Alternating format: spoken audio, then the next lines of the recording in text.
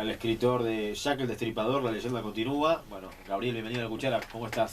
Bueno, estoy muy bien, sobre todo por la buena recepción periodística que he recibido acá en este edificio en general, o sea, en, en Radio Uruguay, bueno, y muy agradecido a ti por esta oportunidad de hablar un ratito y trataré de ser lo más ameno posible en este rato dirigiéndome a los oyentes. Por favor, bueno, un placer tenerte por acá en la Cuchara por Emisora del Sur. Jack el Destripador, ¿qué te genera la figura de él, en principio?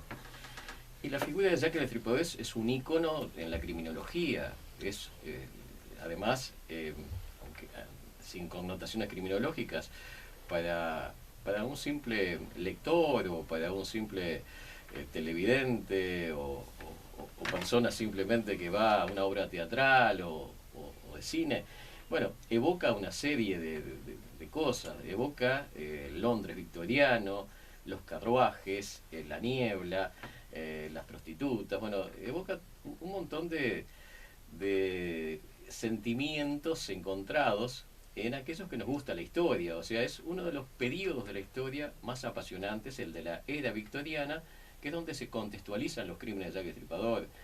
No porque el personaje en sí tenga ningún encanto, porque obviamente sus hechos son macabros, son deleznables, pero generó todo un impacto social que llegó hasta nuestros días. O sea, siendo una leyenda británica como es, bueno, aún en lugares tan alejados como Uruguay, sigue impactándonos. Vos lo contás, lo dividís igualmente en capítulos, ¿no?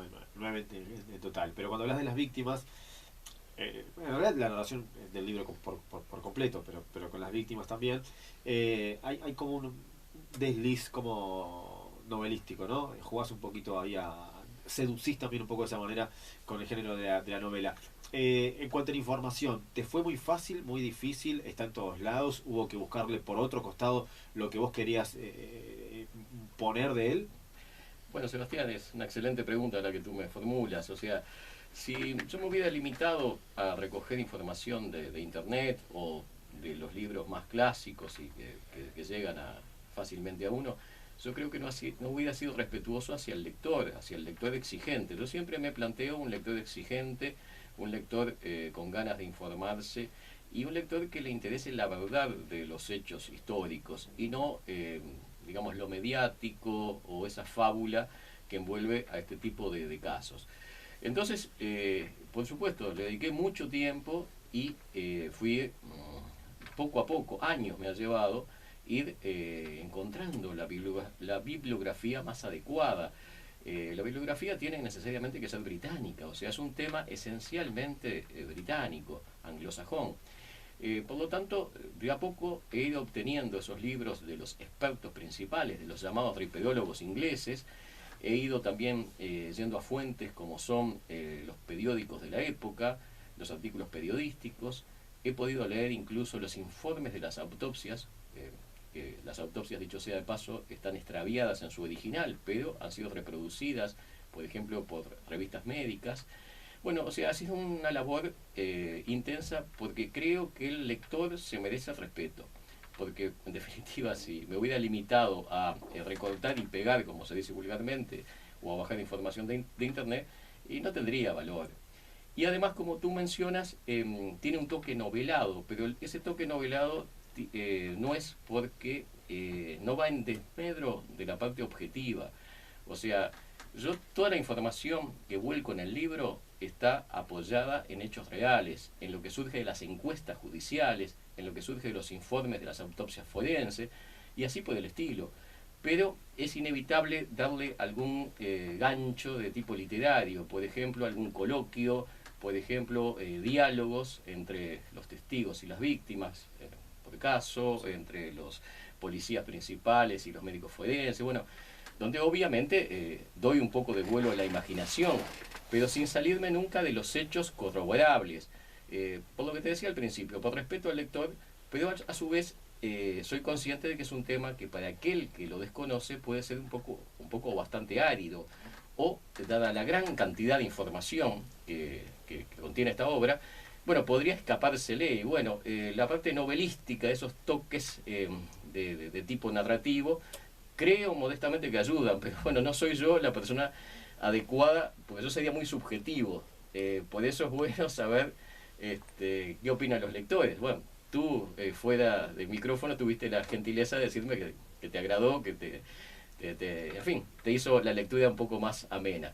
Y eso me halaga mucho y me reconforta. No, yo creo que sí, que ayuda mucho, ¿no? También si uno hablara hasta en el cine, una comparación con el cine, hoy en día también muchos documentales tienen cierto toque de ficción, como para jugar un poquito y para contextualizar, y esto me parece que lo haces notablemente también, por lo pronto contando, nada, adentrándonos, metiéndonos un poquito en ese día, ¿no? Porque en cada uno de los días vamos viviendo con la víctima en algún punto o con Jack, va como cambiando la cámara, pero vamos viviendo con ellos lo que pasa en esa noche. Ya te hablaba de los capítulos, de estos 9 capítulos. Como escritor, cuando te sentaste por primera vez frente a la computadora, ¿te lo planteaste de separarlo por capítulo o buscarle otra manera de decir, no sé si lo separo por capítulo, lo hago todo en conjunto? ¿Por qué se dio esta manera? Que a mí también, esto es muy personal y muy subjetivo, me parece muy interesante porque en realidad vamos como haciendo por secciones, y también uno se va metiendo, termina una sección, se mete en otra y es como que se concentra puntualmente en lo que viene. Eh, Otra muy interesante pregunta que me formulas. ¿Por qué le di esta estructura en capítulos donde la mayoría de ellos tienen que ver con hipótesis o teorías de cuál es la identidad del asesino? Porque si vamos al caso, eh, muchos de ellos se titulan, por ejemplo, Jack el asesino satánico, Jack el asesino enamorado, Jack el asesino sexual. Bueno, eh, bajo esos títulos que hay dentro de cada uno de los capítulos, hay la descripción de algunos individuos que fueron considerados en su época sospechosos o, aunque no hayan sido considerados, mucho tiempo después, autores, escritores más actuales, los han desempolvado, por así decirlo, y los han presentado como plausibles culpables. ¿Qué sucede? Era casi inevitable que yo le diera esa estructura. ¿Por qué? Porque los hechos conocidos con fehaciencia que surgen de las encuestas judiciales, de los informes forenses, de los pocos periódicos no sensacionalistas que había en la época y que era creíble su información. Bueno, esa información, esos datos casi tú los podrías compendiar y todavía exagerando en no más de 40 páginas. ¿Por qué? Porque en este caso criminal hay tanto de leyenda sin caer en la fábula, sin caer en la mentira, pero hay muchísimo de leyenda, de mistificaciones, de rumores y de datos que no están corroborados. Hay mucho más todavía que los hechos que efectivamente se puede decir, bueno, sí, no hay duda que esto fue así. Entonces es imposible hacer un libro de cierta extensión y que englobe todo el fenómeno que tiene que ver con estos crímenes y con este momento histórico provocado por el asesino anónimo Jack el Estripador. Sería casi imposible no desarrollarlo como yo lo hice, ¿verdad? O sea, dedicándole bastante extensión a cada una de las teorías. Y bueno, las agrupo, esas múltiples teorías, porque hay decenas y decenas que van desde las más estrafalarias hasta las que sí pueden tener algún viso de verosimilitud. Las agrupo por la característica que me parece que es la que principalmente las define. Por ejemplo, el capítulo 4, simplemente por poner un ejemplo, que yo titulo Jack el asesino sexual. ¿Por qué lo titulo así? Porque al cabo de ese capítulo describo 3 sospechosos, que a su vez hay hipótesis bastante fundamentadas e interesantes, donde se plantea su posibilidad como culpables, como el hombre detrás de la máscara de ese ente desconocido que fue Jack el Estripador. Y bueno, así sucesivamente. Sacando el tema de describir sospechosos y de describir hipótesis, bueno, prácticamente te diré que cualquier libro de no ficción sobre Jack el Estripador no podría contener sino más de 30, 40, 50 páginas a lo sumo. Y para que sea una obra que compendie, que toque medianamente todos los temas interesantes al respecto, no puede bajar de 200 páginas, que más o menos es sacando las fotografías, ¿verdad?, que lo hacen un poco aparentemente más extenso al libro, son 200, 230 páginas lo que es la lectura auténtica. Sí, ahora está las fotografías y también me parece que enriquece el libro porque también tiene un contexto, todo está explicado y todo tiene un porqué. La fotografía no es solamente con la intención de llenar una página, me parece que, y acá apunta la pregunta, ¿qué giro tuviste que darle? ¿De dónde te apoyaste también para que justamente, ¿sabes qué me pasó también por momentos? Más allá que el texto siempre era como el sujeto de esta oración, ¿no?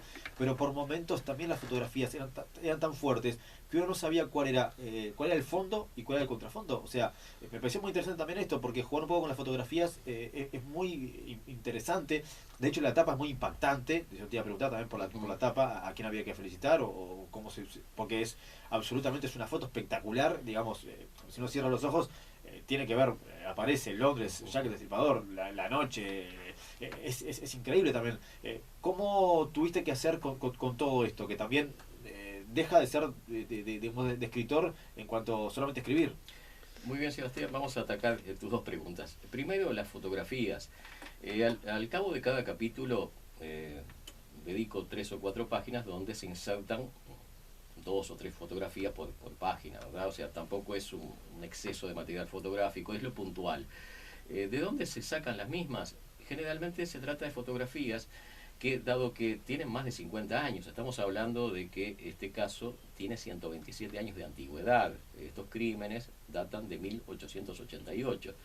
Por lo tanto, hay una convención internacional al respecto que dice que todo material fotográfico que date de más de 50 años es de uso público, lo cual ha sido una ventaja muy importante para mí, porque he podido, ahí sí utilicé internet para bajar varias de las fotografías que están incluidas en mi libro, y otras las tomé con la autorización correspondiente de una de las revistas especializadas en el tema más extraordinarias, que se llama Tripedologic, y que yo tengo la fortuna de que me la mandan hasta en forma gratuita, incluso dado la buena relación que tengo con el director de esa revista, el cual en su momento hizo comentarios elogiosos del primer libro sobre el tema, porque aclaro a los escuchas que este es mi segundo libro sobre la temática de Jack el Destripador.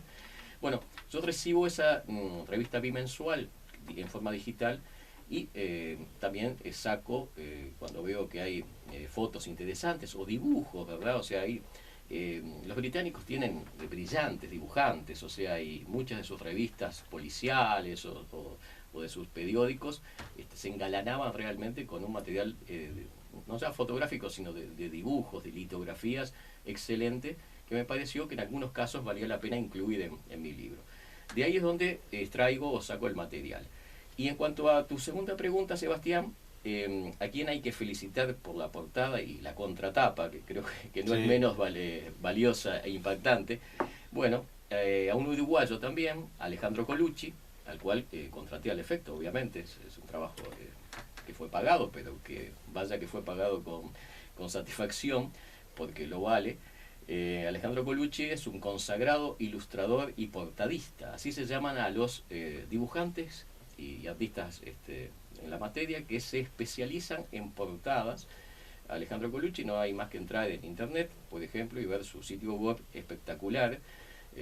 Se trata de uno de los principales portadistas de editoriales del fuste de Océano, Planeta, Dolmen, y bueno, al cual conocí incluso después de que él hiciera este trabajo que le encargué, en una llegada muy breve que tuvo hace pocos días a Montevideo, cuando en el Sodre se hizo el Festival sobre el Cómic. Él fue invitado como disertante y bueno, ahí lo pude conocer en persona. Mi conocimiento de él era simplemente a través de internet y bueno, realmente dejé totalmente libertad, dada su capacidad, para que él eligiera el motivo, y creo que ha sido más que acertado, porque el mismo elogio que has hecho tú ha sido unánime, o sea, ha sido impactante. Es una de las, el mismo Colucci entendió, me hizo saber que si bien él había hecho trabajos similares respecto de este personaje, Jack el Destripador, o de personajes similares, bueno, él consideraba que era su mejor trabajo, y creo que no lo dice en vano. Claro, este es un programa radial y es imposible transmitirle al oyente algo visual, pero a lo mejor tú te animas a por lo menos a describir cómo es la portada. Sí, no, igualmente ya me decía Ceci Osorio ya por interno que igual después vamos a sacarle una foto, vamos a colgar también en las redes para que la gente lo pueda ver. Pero sí, no, yo repito, a mí es una imagen clarita acerca de ese Londres y en esa época, ¿no? Porque aparecen datos absolutamente claros de que estamos en Londres, la oscuridad inclusive que tenía ese siglo, todo lo que implica. Ahí tienes perdón, sobre las orillas del río Támesis, Sí. que es un clásico. Tienes sobre el fondo el Big Ben, después otras de esos edificios señeros en medio de la niebla. Y a Jack el Destripador, o por lo menos al presunto Jack el Destripador, de espaldas, Eso, como debe ser. Ese es el otro tema. Porque debe mantener la incógnita, ¿verdad? Es fundamental, bueno, digamos, coincide con la realidad de los hechos.